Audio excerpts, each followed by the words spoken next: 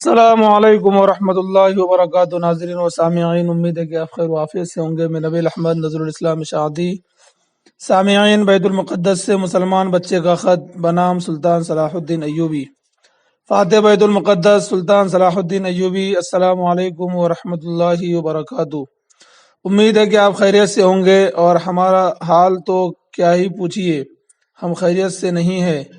ہر لمحے حالت جنگ میں، خوف میں، بھوک میں، جبر میں، ظلم میں، زخمی وجود لیے ہوئے، گھائل روح لیے ہوئے، بے کسی و بے بسی کے عالم میں، تنہا عالم کفر کا ظلم و ستم اور بدترین جبر سہ رہے ہیں۔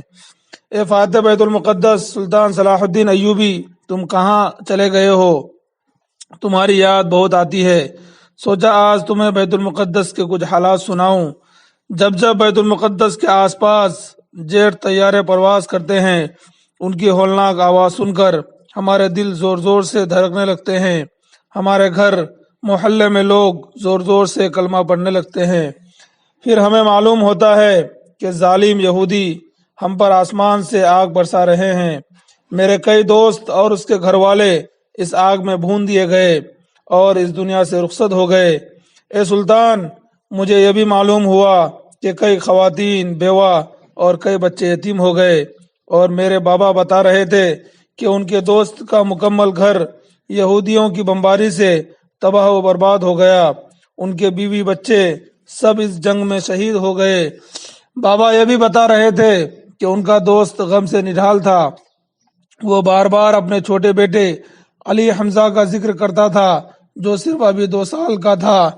پھر اسے عمار بھی یاد آتا، جو کہا کرتا تھا، بابا میں بڑے ہو کر سلطان صلاح الدین ایوبی بنوں گا، میں آپ سے جذباتی بات نہیں کروں گا۔ مجھے یہ بتائیے کہ آپ ہمیں کس کے آسرے پر چھوڑ گئے ہیں؟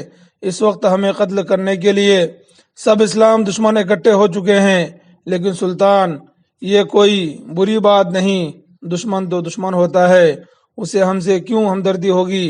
وہ ہمیں قتل ہی کرے گا، ہماری مدد تو کرے گا نہیں۔ لیکن سلطان، حیرت اس بات پر باقی سب مسلمان مل کر تماشا دیکھ رہے ہیں، کوئی آگے بڑھ کر ہمیں ان قاتلوں سے بچانے کو تیار نہیں ہے۔ باقی مسلمان کمزور تو ہیں مگر بہت مصروف ہے۔ ہم ایک کے بعد ایک ان درندوں کا نوالا بنتے جا رہے ہیں، لیکن بچانے والا کوئی نہیں ہے۔ ہم چاروں طرف دیکھتے ہیں، ہمیں دشمن کے قہقہے سنائی دیتے ہیں۔ باقی باتیں میں آپ سے کل کروں گا۔ مجھے جیٹ طیاروں کی آوازیں سنائی دے رہی ہے۔ سلطان صلاح الدین ایوبی، آج میں بہت مشکل سے یہ خط آپ کو لکھ رہا ہوں، کیونکہ کل یہودیوں نے میرے گھر پر بھی بم برسائے تھے۔ میرا گھر بھی تباہ و برباد ہو گیا اور میرے بہن بھائی بھی شہید ہو گئے۔ مجھے یہ بھی نہیں معلوم میرے ماں باپ اس وقت کہاں ہے، وہ کسی ہسپتال میں ہیں یا یہودیوں کی بمباری کا نشانہ بن کر اس فانی دنیا کو خیر آباد کہہ چکے ہیں۔ سلطان، اقوام متحدہ تو صرف ایک ایسا ادارہ ہے جسے مسلمانوں کی نسل کشی کے لیے استعمال کیا جاتا ہے۔ اب تو ہمارے ہسپتال، مساجد اور درسگاہیں بھی محفوظ نہیں۔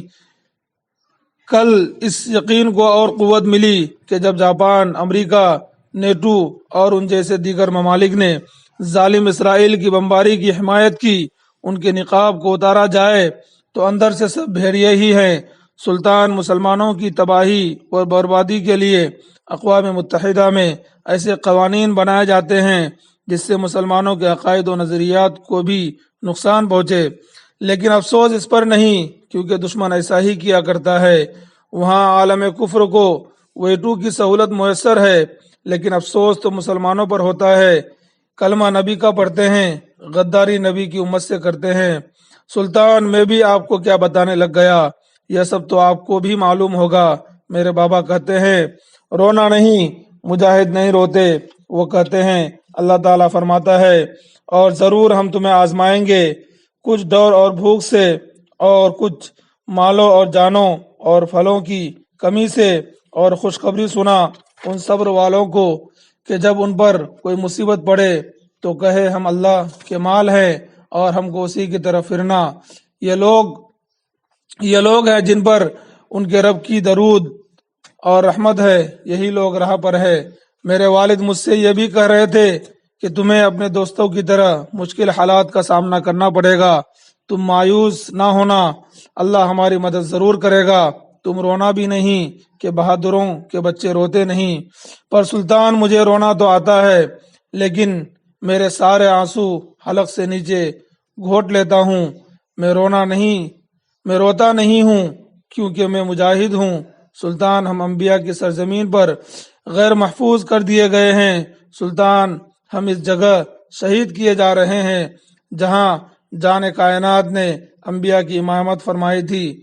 سلطان، کلمہ گو مسلمان اس جگہ ذبح کیے جا رہے ہیں جو ہمارا قبلہ اول ہے۔ سلطان، کیا آپ کچھ ہماری مدد کر سکتے ہو؟ کیا آپ ان درندوں سے ہمیں بچا سکتے ہو؟ اگر نہیں تو کیا ہم ان فرعونیوں کے ہاتھوں یوں ہی ذبح ہوتے رہیں گے؟ ہماری ہر نسل بیت المقدس کی حفاظت کے لیے کفن کی چادر اوڑھتی رہے گی۔ سلطان، میرے خط کا جواب ضرور دینا۔ اللہ حافظ۔ مسلمانوں کا قبلہ اول کا تنہا محافظ از اسماعیل بدایونی، 18 اکتوبر 2023۔ دوستو، اس تحریر کو اس طریقے سے لکھا گیا ہے کہ اتنا اس کے اندر درد ہے۔ اسماعیل بدایونی صاحب نے اس کے اندر ایسی چیزیں لکھی ہے، واقعی مجھے بھی اس تحریر کو پڑھتے ہوئے رونا آ گیا۔ اللہ تعالیٰ سے ہم دعا کرتے ہیں کہ اللہ تعالیٰ بیت المقدس کی حفاظت فرمائے۔ اب آپ حضرات کا اس کے متعلق کیا کہنا ہے کمنٹ کر کے ضرور بتائیں۔ چینل پر نئے ہیں تو چینل کو ضرور سبسکرائب کریں۔ السلام علیکم ورحمۃ اللہ وبرکاتہ۔